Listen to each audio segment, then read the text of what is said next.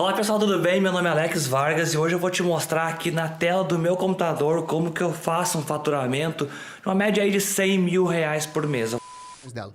E aí eu fiquei um ano em cartaz com o Paulo, a gente fazendo um fracasso retumbante, lógico, ninguém ia assistir dois moleques que ninguém sabe quem são. E aí, mais a gente aprendendo ali, a gente meio junto, a gente meio brigava, e aí ficava meio separado, depois voltava. E aí a gente ficou esse um ano em cartaz e o Paulo começou a escrever um projeto chamado Minha Mãe é uma Peça.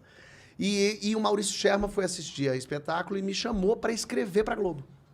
Então, no fim desse um ano que a gente ficou em cartaz, foi quando o Paulo foi fazer Minha Mãe é uma Peça e eu fui escrever para Globo.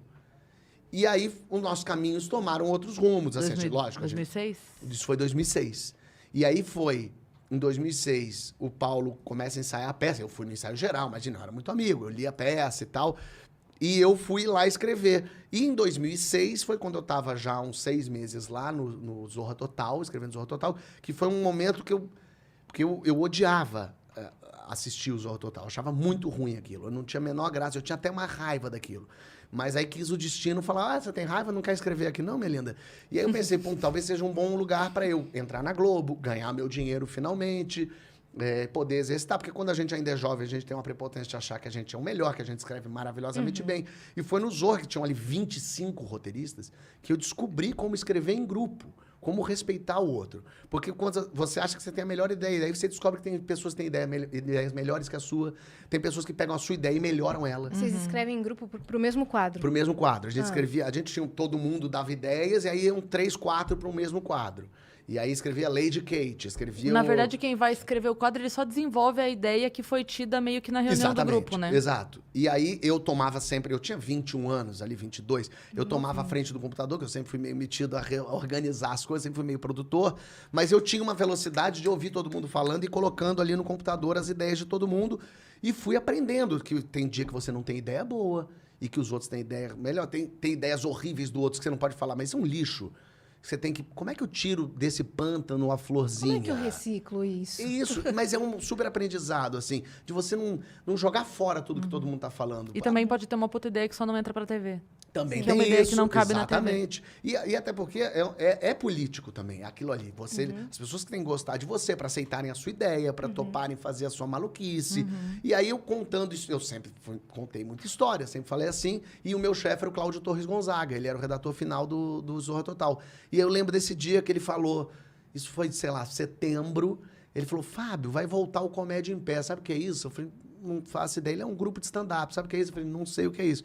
Aí ele me explicou mais ou menos o que era o stand-up, você conta, não tem personagem, é você falando.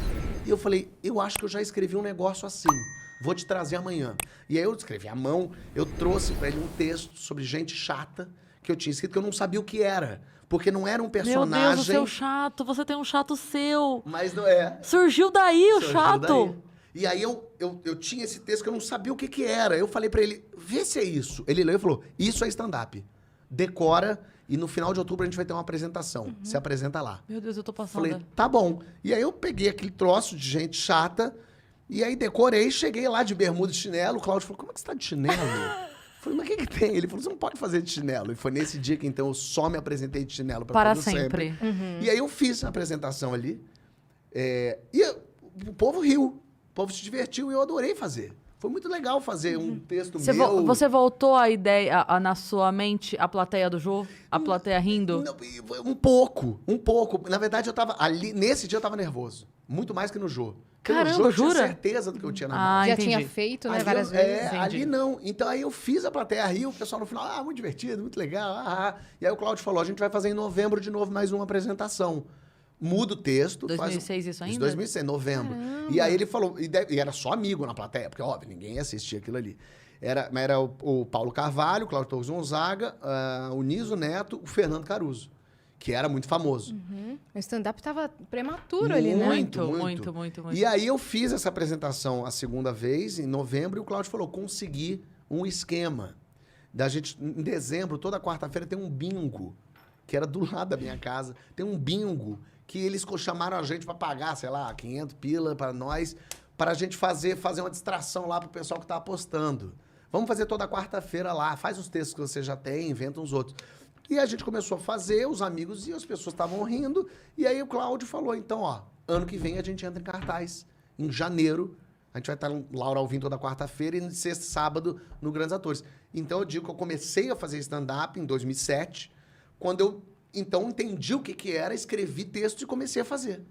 Então, quer dizer, tudo foi tendo um caminho. Eu acho que as coisas aconteceram rápido, mas no passo a passo, degrau por degrau, sabe assim? Não Eu pulou formei nenhum na degrau. escola, eu fiz uma peça que Sim. ninguém foi assistir, mas que era nossa. Me chamaram pra escrever, eu comecei a escrever no Zorra, eu conheci gente, eu fui fazer stand-up. Aí foi me chamando pra fazer outras coisas. Aí eu conheci o Cláudio, me apresentou o Bruno Mazeu, o Bruno virou um amigão. Aí o Bruno me chamava pra fazer umas coisas que eu não podia assinar, porque eu não podia estar em outro canal. Eu fingia, mas trabalhava com ele, fui escrever cilada. Nossa. E aí eu comecei a andar, e aí comecei a ficar, me conhecer as pessoas, que era o meu plano quando a Globo me chamou. O chefe falou, vem escrever o Zorra Total, o meu plano era, eu fico lá um pouquinho pra eu conhecer gente e ir embora correndo. Eu acho que eu até fiquei uns 4 anos no Zorra Total. Mas fui-me embora já com conhecidos e já pensando em quadro, e já escrevendo e não parando de criar, de escrever, de fazer coisa. Porque isso é do dia que eu descobri o que eu queria, eu não consegui mais parar de ter ideia.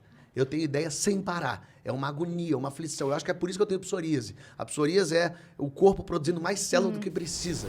Eu produzo... Um corpo em erupção, assim. Eu produzo mais ideia do que eu consigo botar pra valer. Então eu comecei a me juntar com gente que bote as minhas ideias pra funcionar também, porque eu vou tendo ideia de filme, de livro, Sim. de série, de sketch, e de um programa, e de uma ideia de um negócio, e eu vou começando a fazer, vou fazendo, e vou botando pra frente, porque aquilo que eu não consigo viver.